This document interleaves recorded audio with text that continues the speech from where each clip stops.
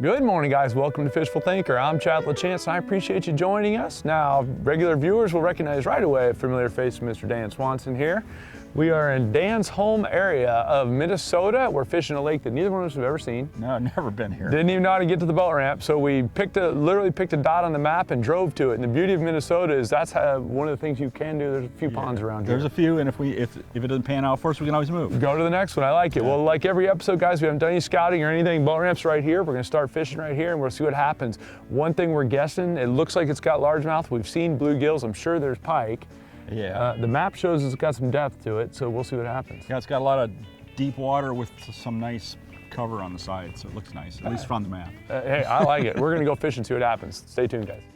Fishful Thinker is brought to you by Sportsman's Warehouse. Gear up for unforgettable. Berkeley, your fish, our science. Abu Garcia, fish to win. Lowrance, find, navigate, dominate. There's one. All right. Okay. And here we are on a new lake, guys, and we are, well, here's the boat ramp. If the camera pans around, the boat ramp's right there. So we didn't exactly go a long ways before we started fishing this morning. And I know they get bigger than that, but that's a pretty fish. And easy. Now I'm bleeding. I got the little baby brand new Chapo, guys, and it's a bait you can't even get yet. You'll be able to get it by the time this is on TV, but right now, thank you, Dan Spangler, for giving me this. He's the guy who designed the bait, or that led the team, and that's not much of a largemouth, but there it is, the little baby Chapo 75. This one still has his handwriting on the bottom of it because it's one of the pre-production models, and we're gonna put it to work. But here on this lake, it's wide open, as you can see. I just caught this fish in the open. It's a giant weed flat. We got a low light condition. We figured a topwater bait would be perfect for that. We'll see what happens. But like every episode of Fishful Thinker, we put the boat in the water and we go fishing. Oh. Ooh. Got him. There we go. All right, and that's why you stay with your retrieve. I don't know if it's a northern or not. Given that it's staying down and the way he bit, I'm gonna guess it is a northern, but I don't know. Because he's staying, yeah, it is a northern, and Nice one. it's a decent one. Yeah, it is actually.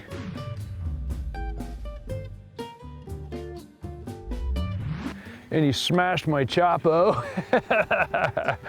And yeah, that's a decent pike. We will take him in Minnesota. So yeah, okay, so now what are we gonna do? Let's move this rod this way. Here. Let's get that out of the way so I can kneel down here, and we'll see about getting a hold of him. Okay, careful.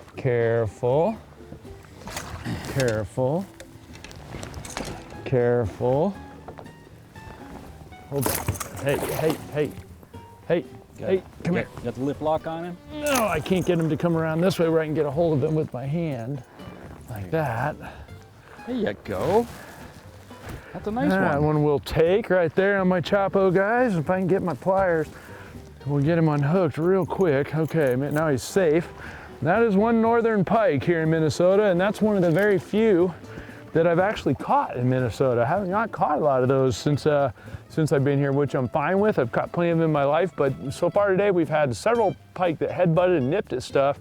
Just keep the retrieve moving. Don't stop the retrieve. Just keep winding it, and they'll keep slapping at it until they get a hold of it. You saw I barely had that one hooked, but it was hooked enough. There's one. I think that's a largemouth. I'm not sure. Just the way he grabbed it. No, it's another northern, and he got a face full. This one's got it in the hole. So we've found the northern hole at this point. Okay, and this one's gonna be a little harder to deal with because he's got a whole face full of trebles, and he's not very big. So we're gonna swing him in here gracefully and see if I can get a hold of him across the back. We're gonna do like that. Thanks, Dan, for your fancy little Chapo. Yeah. And you'll see this is prototype number 8. It's marked right on the bait. I will show you that in a second. Get rid of him real quick. So this was really one of the pre-production baits. You can see this little handwritten number 8 right there. The gentleman, Dan Spangler, that is the lure hard bait development manager for Pure Fishing designed that one for Berkeley, I should say. And also this one here.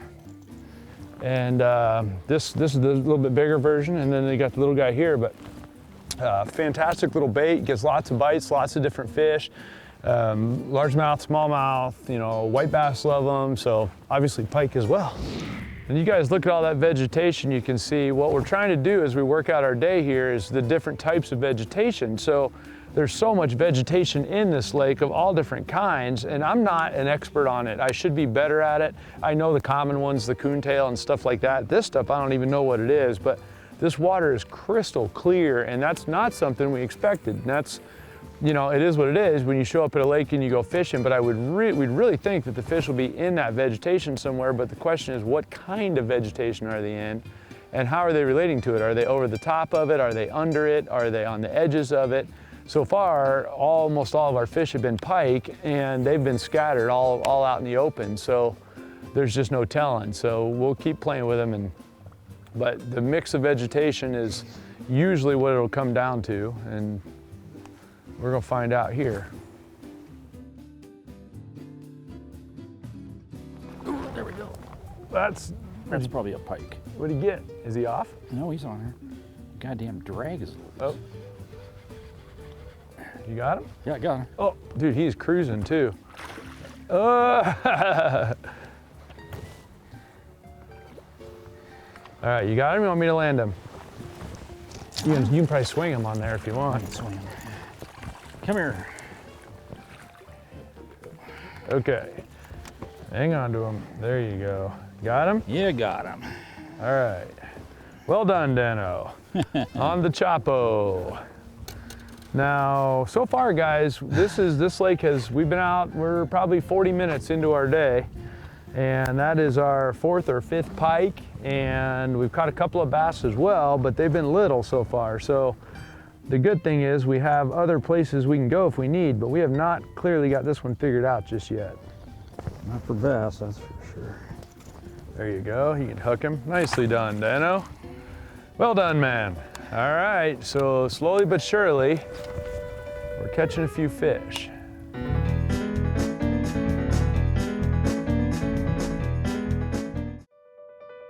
Fishful Thinker is brought to you by Sportsman's Warehouse. Gear up for unforgettable. Lowrance. Find, navigate, dominate. There we go. All right, Dano. Did we get you got a northern? I don't know what I got. I think you got a largemouth. No, Nope, that's a northern. All right, I'll land them for you over There's here. a lot of northerns. There's a lot of northerns in this lake. Not what we were expecting, but that's okay. What do you eat? Oh, you eat your chatterbait. Yeah, man. Yeah, bladed jig. And what do you got on there for a trailer? I got a hollow belly. There you go. There's another one of those guys, and we might actually pull up and go to another. Let's show this real quick. Pull up and go to another lake. So there's the hollow belly right there. That's a Berkeley powered bait hollow belly. A little swim bait on the back of a bladed jig you got, and lots of vibration, lots of thump, lots of flash. We did a bunch on this thing. And you've been bit a bunch on it. I got a couple of mine to throw away because the tails were gone. There you go. Well done, man. Oh, look at that pike. Let it go, let it go, let it go. No. Oh. Dude, he just nipped it. He swam up and nipped it, and then he nipped it again, and I was like trying not to get him to bite it, and he nipped it again. Hey, and now he's gonna kick my butt. Dude, I literally was trying to not hook that one, and he still got it. Go figure. Yeah, he likes that. That's the power bait the deal right there. That's Skeet Reese's thing. I can tell you what, I've caught a bunch of pike with it. I've caught a lot of bass with it too, but pike seem to really like that thing. Okay guys, so we started off this morning on a different lake north of here, and we fished for about an hour and a half. Yeah. We caught a bunch of baby pike, Yes, we did. a couple of little largemouth, Yeah. and one or two semi-respectable pike. Yeah.